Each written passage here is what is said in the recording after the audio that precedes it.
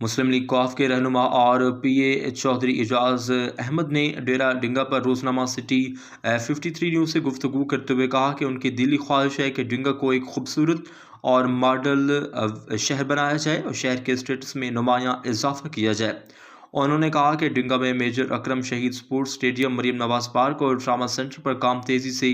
جاری ہے، جبکہ شہر کو خدمت مرکز ڈنگا کی سہولت بھی فراہم کر دی گئی ہے، جو عوام کے لیے ایک بڑا ریلیف ہے۔ چودھری اعجاز احمد نے کہا کہ ان کی خواہش ہے کہ ڈنگا میں داخل ہونے والے افراد کو شہر کے داخلی راستوں پر